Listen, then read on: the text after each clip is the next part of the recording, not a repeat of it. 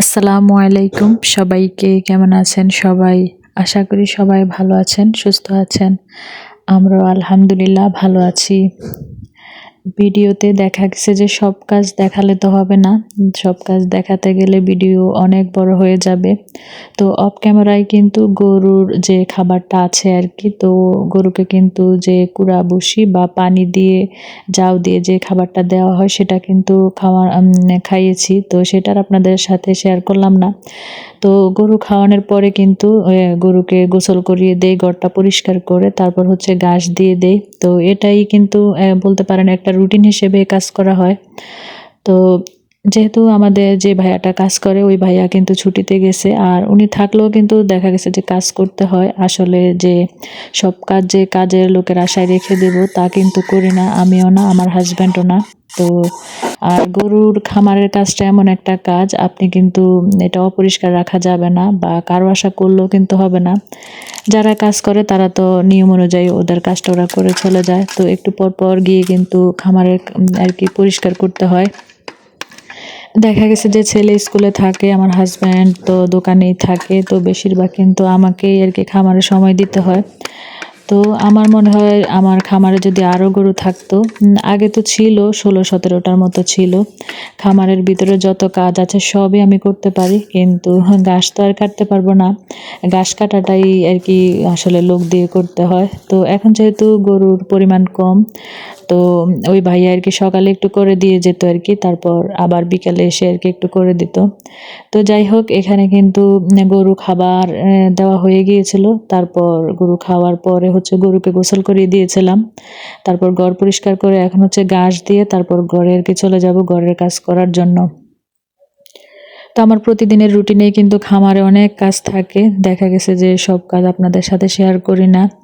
আর সবসময় দেখবেন যে এক কাজ করতে ভালোও লাগে না। আর এদিক দিয়ে একটা খাসি নিয়ে আসছিল আমার হাজব্যান্ড আর কি।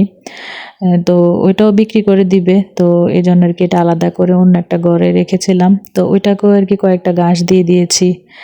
আর এখন হচ্ছে বিস্কিট নিয়ে আসছিল, এগুলো আর কি বয়ামে রেখে দিব। ঝড় বৃষ্টি তুফান যত কিছুই হোক আমাদের কাজ কিন্তু বন্ধ থাকে না। আমরা যারা গৃহিণী আছি যত কিছুই হোক খাওয়া দাওয়া তো করতে হবে। সবার কাজ বন্ধ থাকলেও আমাদের কাজ কিন্তু বন্ধ থাকে না, সব কিছু কিন্তু করতেই হয়। তো গরুর খামারের কাজ করে আসার পরে কিন্তু অনেক বৃষ্টি হয়েছে, অনেক বৃষ্টি বলতে অনেক ঝড় তুফান অনেক কিছু হয়ে গিয়েছে। যাই হোক, এদিক দিয়ে যে গতকাল কাঁচামরিচগুলো আমার বাগান থেকে নিয়ে আসছিলাম সেগুলো হচ্ছে আমার শাশুড়ি আর কি কাঁচামরিচের বটুগুলো আর কি ছাড়িয়ে দিয়েছিল। তারপর অফ ক্যামেরা আমি একটা কাপড়ের শপিং ব্যাগে করে ফ্রিজে রেখে দিয়েছি। আর এখানে হচ্ছে যে বিস্কিট নিয়ে আসছিল, বিস্কিটের সাথে 2টা বেলচা নিয়ে আসছিল আর কি আমার হাজব্যান্ড আর কি। আর সকালে নাস্তা বানিয়েছিলাম বুয়া ভাত, আর সাথে লইট্টা শুটকির ভর্তা আর চাপা শুটকির ভর্তা করেছিলাম। এই ছিল আর কি সকালের নাস্তা। তো বেশি কিছু আপনাদের সাথে আর কি শেয়ার করতে পারিনি, যেহেতু খুব তাড়াহুড়ার মধ্যে ছিলাম। ভর্তা বানানোটা আমার কাছে একেবারে ঝামেলা মনে হয়, তার চাইতে ভালো রুটি বানালেই মনে হয় ভালো হতো, এমন মনে হয় আর কি। আর দেখেন আমাদের বাড়ির মেয়েদের কত গুণ। একটা হচ্ছে ছোটটা হচ্ছে আমার দেবরের মেয়ে, ও হচ্ছে আম কাটছে, আম ভর্তা বানাবে। আর আমার মেয়ে হচ্ছে কাঁথা আর্ট করতেছে।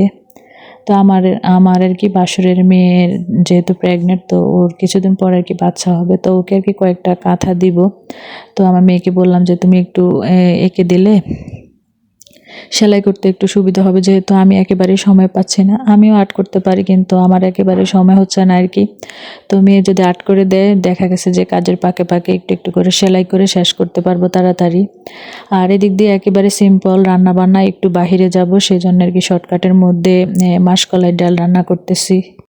মাসকলাই ডালটা রমজান মাসে নিয়ে আসছিল, তো অল্প একটুই ছিল। আর এই ডালটা কিন্তু রান্না করতে বেশি সময় লাগে না, যেহেতু একটু বের হব সেজন্য আর কি ভাবলাম যে এই ডালটাই রান্না করি শর্টকাটের মধ্যে, পরে রাতে আবার না হয় অন্য কিছু রান্না করব। তো এদিক দিয়ে বড় একটা রুই মাছের মাথা ছিল আর কি ফ্রিজে, তো সেটা দিয়ে মাসকলাই ডালটা আর কি রান্না করেছি। তারপর রসুন পেঁয়াজ দিয়ে কিন্তু বাগার দিয়ে দিয়েছি। আর এই মাসকলাইয়ের ডালটা কিন্তু খেতে অনেক মজা, যারা খেয়েছে তারাই জানে আর কি যে মাসকলাইয়ের ডালটা কেমন লাগে। যাই হোক, এদিক দিয়ে কিন্তু রান্নাবান্না শেষ করে কিন্তু আমি বের হব। যে যেখান থেকে আমার ভিডিওটা দেখছেন, যদি আমার ভিডিওর কোনো অংশ আপনাদের কাছে ভালো লেগে থাকে প্লিজ একটা লাইক দিয়ে দিবেন। আর আমার চ্যানেলে যদি কেউ আজকে নতুন হয়ে থাকেন সাবস্ক্রাইব করে আমার পাশেই থেকে যেতে পারেন। তো যেহেতু একটু বের হয়েছিলাম, তো আসার সময় ছেলেমেয়ের জন্য ওরা আবার কি ওই ডালটা খেতে পারে না, তো দেখলাম যে বেশি ভাত খেতে পারে নাই, অল্প কয়েকটা ভাত খেয়েছে। তো ভাবলাম যে 2 প্যাকেট বিরিয়ানি নিয়ে আসি আর কি, ওরা খাবে। তো আমার হাজব্যান্ড আর আমি আর কি, তো ওদের জন্য 2 প্যাকেট আর কি বিরিয়ানি নিয়ে আসছি। আর এটা হচ্ছে সন্ধ্যার নাস্তা হিসেবে আর কি পাস্তা রান্না করেছি শুধু ডিম দিয়ে। কার কার এখানে ঝড় বৃষ্টি হয়েছে চাইলে কমেন্টের মাধ্যমে জানাতে পারেন। তো আজকে ভিডিও আর বেশি বড় করব না, সবাই ভালো থাকবেন, সুস্থ থাকবেন, আল্লাহ হাফেজ।